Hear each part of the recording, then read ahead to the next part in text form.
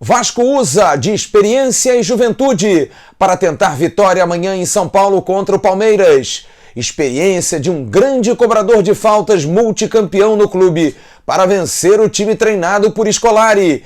E juventude de 2 garotos da base que vão reforçar o time cruzmaltino na batalha de amanhã às 5 no Allianz Parque. Essas e outras informações, todos os detalhes também do nosso adversário de amanhã, você vai ter aqui no canal Atenção Vascaínos. Esse vídeo está entrando no ar agora.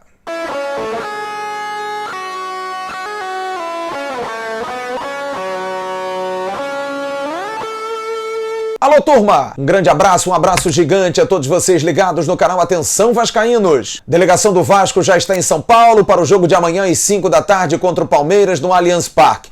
Amanhã todo mundo reunido, todo mundo unido, querendo ver o Vasco diante do líder do Campeonato Brasileiro. Treino hoje pela manhã, Vanderlei confirmou o time sem muito mistério. Bruno César entra na equipe. Rossi está de fora, com crise de apendicite, foi operado, medicado e a princípio pode estar à disposição para o clássico contra o Flamengo em meados de agosto. Fernando Miguel, Iago Pikachu, Oswaldo Henriquez, o Boca Negra, Leandro Castan e Henrique, Richard, Raul e Marquinho, Bruno César completa o meio de campo. Na frente, Valdívia e Marrone. O Vasco tem uma arma para esse jogo, aliás, vem sendo uma arma na era Vanderlei Luxemburgo.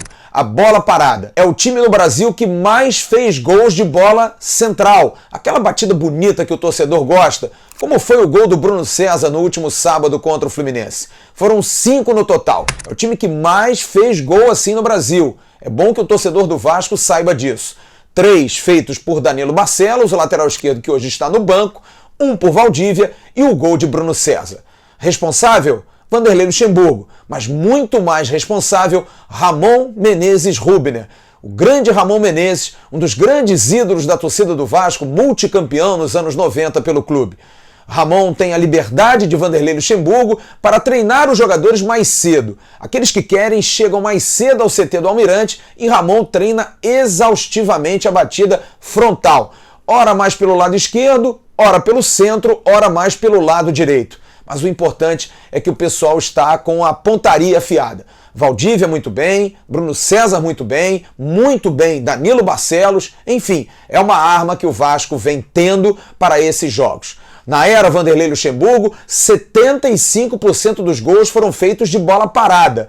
Bola lateral, cruzamento sobre a área, escanteios e também pênaltis.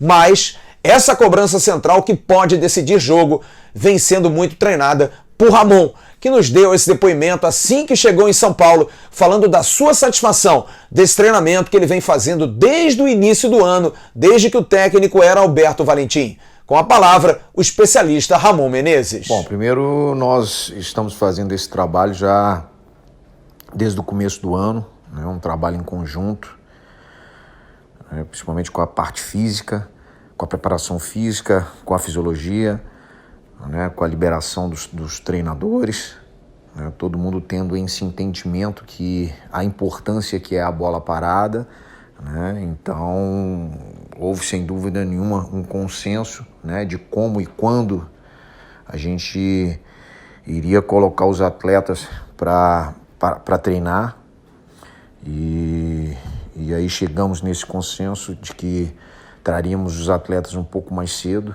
né, para treinar, mas aí o atleta também tem que querer, e aí isso é um mérito muito grande do atleta, né, de todos eles, aqueles que estão chegando mais cedo lá nos treinamentos para fazer as cobranças de falta, e tem dado resultado, né? O Vasco vem bem nesse quesito, né, que é muito importante, bola parada decide jogo, e eu fico feliz, sem dúvida nenhuma, de poder está contribuindo aí com isso, porque foi, sem dúvida nenhuma, uma marca registrada ao longo da minha carreira e eu sei da importância. O Vasco vai ter uma novidade no banco de reservas, e pode ter 2. Digo 2 porque Vinícius Paiva é o menino que nós colocamos ontem, anunciamos ontem, que poderia ter uma oportunidade e ele está na delegação. É um atacante com característica muito semelhante ao Rossi. Claro que não com a velocidade e o arranque do Rossi, mas com um ótimo drible, um ótimo 1 contra 1 no duelo pessoal. Vinícius Paiva chama atenção. Tem 18 anos, veio do Madureira e vem encantando. Ainda está em seu primeiro ano da categoria Sub-20. É um jogador que pode ter uma oportunidade. O Vinícius Paiva seria um dos meninos. O outro, o Thales Magno, que a gente vai explicar já já a situação.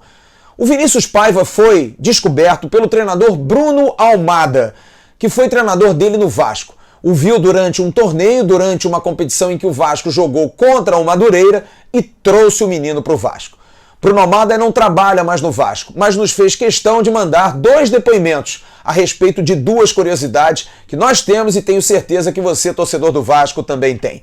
Bruno, eu queria saber primeiro como é que você descobriu o Vinícius Paiva e o trouxe para o Vasco da Gama. Tudo bem, Bruno? Boa tarde a todos os seguidores do canal Atenção Vascaínos. Quem fala aqui é o treinador Bruno Almada. Recentemente estive no clube americano chamado Boston City FC. E durante o ano de 2015 até o ano de 2018 estive à frente da categoria Sub-15 do Vasco, Clube Regatas Vasco da Gama, onde pude trabalhar com muitos valores da base, e um deles foi o Vinícius Paiva, né? Um atacante com bastante velocidade, um atacante de muita qualidade, um extremo muito forte no 1 contra 1 e que reúne uma capacidade muito grande de finalização. E foi descoberto, né, através de um torneio chamado Copa Tigres, teve no Tigres do Brasil, um clube que tem ali na região de Xerém, onde pudemos fazer a final aí, no qual ele jogava num time adversário. Eu observei as suas qualidades já citadas e, juntamente com toda a equipe técnica do Vasco, do Clube Regatas Vasco da Gama na época, trouxemos para as divisões de base do clube, onde a trajetória dele foi só de destaque. Eu queria que você, Bruno, pudesse apresentar ao torcedor do Vasco quem é o Vinícius Paiva, o que ele pode apresentar, qual é o estilo dele, como é que ele pode se comportar se tiver uma oportunidade amanhã no jogo com o Palmeiras, Bruno. O Vinícius é um atacante que reúne muita velocidade e o seu ponto forte é a sua capacidade nos duelos, principalmente no 1 contra 1, né? É um jogador muito criativo, um driblador nato e com um potencial muito grande de finalização.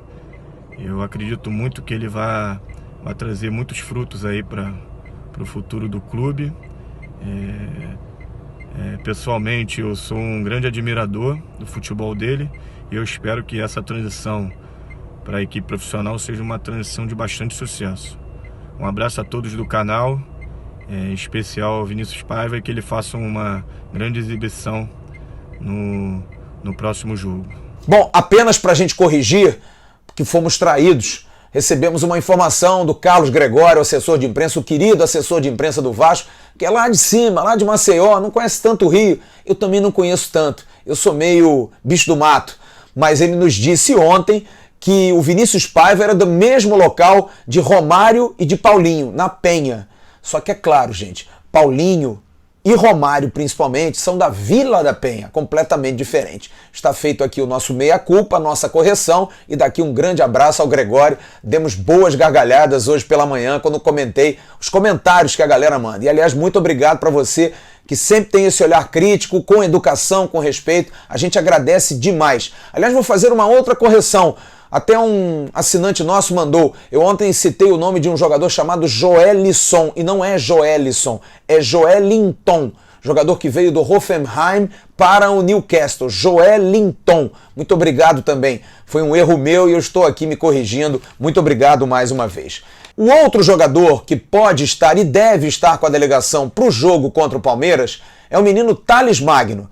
A gente deu essa informação em absoluta primeira mão durante toda a semana aqui no canal Atenção Vascaínos. Estávamos com uma suspeita e a coisa aconteceu. O Vasco entrou com um requerimento, junto com um atestado médico, pediu ao Manuel Flores, ao diretor de competições da CBF, a liberação do Thales Magno para ele poder jogar. Até o momento em que gravamos esse vídeo, não temos a informação. Mas é quase certo, eu pude conversar hoje com o advogado novamente do Vasco, o Paulo Reis, ele me disse que a situação é quase 100% certa e o Thales vai para São Paulo se incorporar. Mas por que o Vasco tomou essa atitude? Não é simplesmente acabou o jogo, ele está liberado. vou pedir a liberação à CBF. Não, ele está liberado automaticamente. O problema são essas 66 horas, que isso pode dar problema para o Vasco, de colocar no jogador até irregularmente. Então foi feita uma consulta à CBF, tem que se colocar que o atleta está apto para jogar num intervalo menor de 66 horas, por isso o atestado médico, e aí, se a CBF liberar, o que deve acontecer sem problema nenhum, até porque o Vasco cedeu o São Januário. Aliás, teve gente que me perguntou hoje, o Vasco ganha alguma coisa? Não, o Vasco está cedendo o São Januário, um acordo de cavalheiros, para poder ter também uma boa política de vizinhança aí com a CBF, já que a CBF às vezes também atrapalha em algumas coisas, já a gente tem uma informação sobre isso, o quanto a CBF também precisa ajudar um pouco mais. O Vasco está ajudando, né, CBF? Mas liberou o estádio para os jogos do Sub-15 e do Sub-17. E aí, o Thales Magno deve ser liberado e vai poder estar com a delegação amanhã em São Paulo para reforçar a equipe diante do Palmeiras. E o nosso adversário, o Palmeiras, que vem aí de 3 resultados assim, perdeu a Copa do Brasil, foi eliminado pelo Internacional, perdeu para o Ceará pelo Campeonato Brasileiro semana passada por 2-0 e perdia por 2-0 na última terça-feira pela Copa Libertadores para o Godoy Cruz, acabou conseguindo um empate em 2-2. Quem traz as informações do Palmeiras, direto de São Paulo, da Rádio Globo de São Paulo, meu querido amigo Gustavo Zupac. Como vem o Verdão para enfrentar o Vasco amanhã? Fala daí, Zupac! Fala aí, pessoal, tudo bem? Bom, Palmeiras para pegar o Vasco nesse sábado no Allianz tem que tirar uma semana muito ruim das costas, uma energia muito pesada dos últimos 3 jogos, né, da equipe do Palmeiras. Foram 3 jogos fora de casa, tem desgaste da viagem e foram viagens bem traumáticas, né? O Palmeiras começou essa sequência ruim no jogo contra o Inter pela Copa do Brasil em Porto Alegre, foi eliminado, foi de Porto Alegre para Fortaleza, lá perdeu para o Ceará no Campeonato Brasileiro, foi de Fortaleza para Mendoza com um voo complicadíssimo, jogou mal contra o Godoy Cruz, quase perdeu, ainda empatou em 2-2. Por esse desgaste e por essa má fase, titulares serão preservados no clássico deste sábado contra o Vasco. Filipão vai colocar em campo a sua equipe alternativa e nessa equipe alternativa ele tem problemas também. O Ramires, por exemplo, contratado para ser um dos principais jogadores da equipe neste segundo semestre, o Ramires veio da China com uma lesão no tendão adutor, uma lesão que já o incomodava, mas que o Palmeiras achava que daria para tratar com ele jogando, sem nenhum tipo de problema. E nesta sexta-feira foi informado pelo Palmeiras que o Ramires tem uma lesão de fato nesse músculo do tendão adutor e está fora do jogo, está fora ainda por tempo indeterminado. O Palmeiras diz que não é um caso cirúrgico, mas o jogador está afastado, recém-contratado, né? Veio da China, já não jogava há mais de um ano, então o Ramires está fora.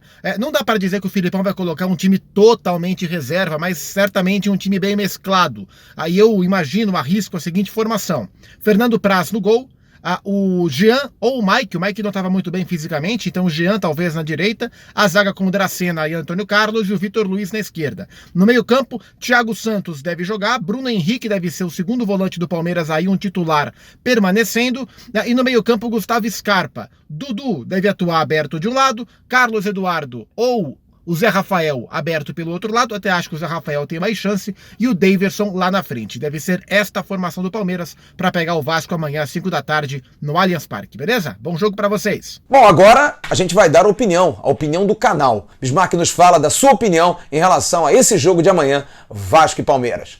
Fala daí, meu craque. Atenção, vascaínos.